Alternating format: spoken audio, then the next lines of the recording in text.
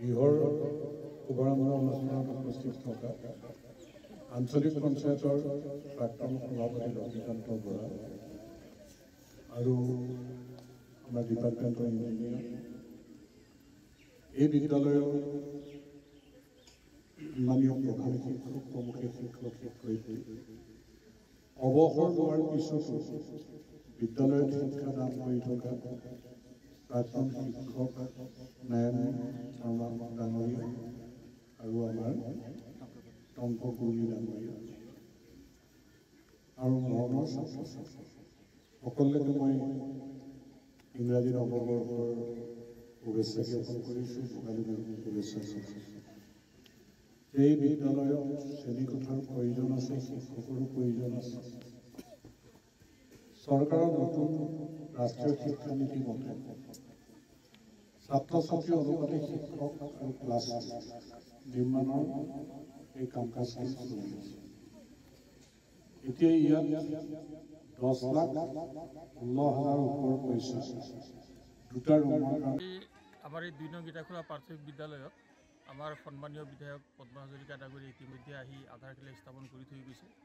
ইতিমধ্যে আমাৰ 2 নং গীতাখোলা প্ৰাথমিক বিদ্যালয়খনত মানে গৃহ নিৰ্মাণৰ বাবদ প্ৰায় 15 লাখ কিমান হাজাৰ টকা ইতিমধ্যে চেংচন হৈছে আৰু ইয়াৰ আগতো কেইবাটাও বিল্ডিং ইয়াত স্থাপন হৈছে। কিন্তু আমি এটা কথা আপোনালোকৰ জৰিয়তে ক'ব বিচাৰিছোঁ যে আমাৰ এই 2 নং গীতাখোলা প্ৰাথমিক বিদ্যালয়ৰ শিক্ষকৰ অভাৱ।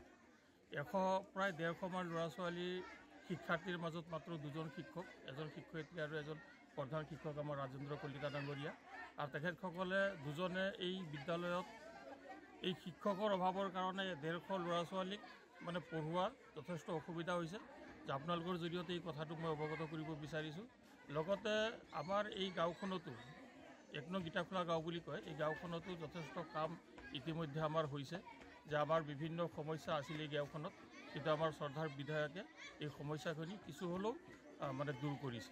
এইখিনি আছিল মোৰ ক'বলৈ। 2 নং গীতাখোলা প্ৰাথমিক বিদ্যালয়ত নিৰ্মাণ হ'বলগীয়া অতিৰিক্ত শ্ৰেণীকোঠা আধাৰশিলা স্থাপন হৈ গ'ল।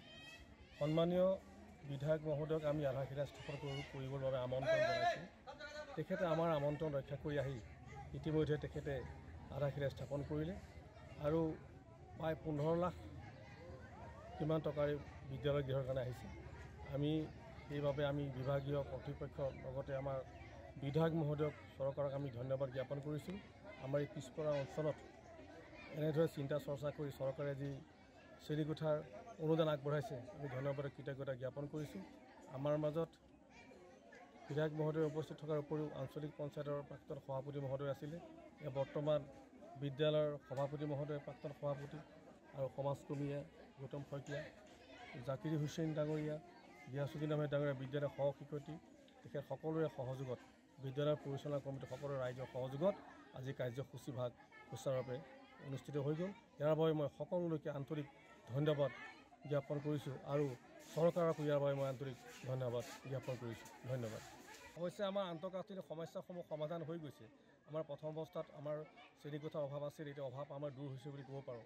কিন্তু এটা অভাৱে আমাক সমস্যাত পেলাইছে। আমাৰ বিদ্যালয়ত 107গৰাকী ছাত্ৰ ছাত্ৰীৰ বিপৰীতে মাত্ৰ আমি 2গৰাকী শিক্ষক শিক্ষয়িত্ৰী আছোঁ।